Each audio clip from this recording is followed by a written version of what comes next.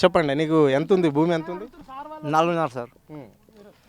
మరి రుణం ఏమన్నా బ్యాంకులో అప్పు ఉండేనా ఉండే 1,40,000 ఉండే. 1,40,000 ఉంటే ఇంకా మాపి కాలేవు అవి. 2 లాక్ మాపి అన్నాడు వాడు.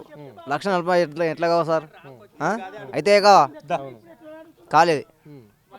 మళ్ళా రైతు బంధువు ఎకరానికి 15,000 ఇస్తున్నాడు, అవి రాలే. కేసీఆర్ పాలనలో జూన్ రాగానే డబ్బులు పడుతుండే, మళ్ళా ఇప్పుడు దసరాకు డబ్బులు పడుతుండే, పంట చేతికి లాగులకు అడగడానికి వస్తుంది మాకు. మరి ఈ ప్రభుత్వం ఏం చేస్తుంది మాకు? మీ న్యాయం ఉండమర్చిపోను వేస్తామని మంచిగా చేస్తామంటే ఓట్లు వేసినాము, ఓట్లు వేసి గెలిపించుకున్నందుకు మాన్యతపోయిందని తన్నిండు వాడు, లంచ కొడుకు వాడు. ఇగో ఇప్పుడు నీకు 4 ఎకరాల భూమి ఉంది, రుణమాఫీ కాలేదు, రైతు బంధువు కాలేదు. మరి ఇప్పుడు నీకు ఇస్తున్న 6 గ్యారంటీలలో ఇప్పుడు మహిళలకు కొన్ని 25,000 రూపాయలు ఇస్తామన్నాడు కదా, అలాంటి పథకం అన్న అయిందా? నీకు గ్యాస్ మాపైందా? మళ్ళా పోనీ నీకు చిన్నగా కరెంట్ బిల్ కూడా మాపైందా?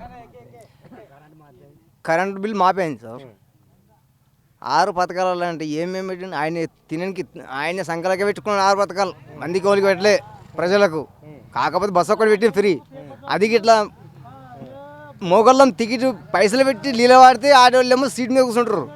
అట్లా ఎట్లా పద్ధతి? మేము పైసలు డబ్బులు కట్టి మేము కూర్చోవన్నా, ఫ్రీ బస్సుకు వాళ్ళు కూర్చోవన్నా?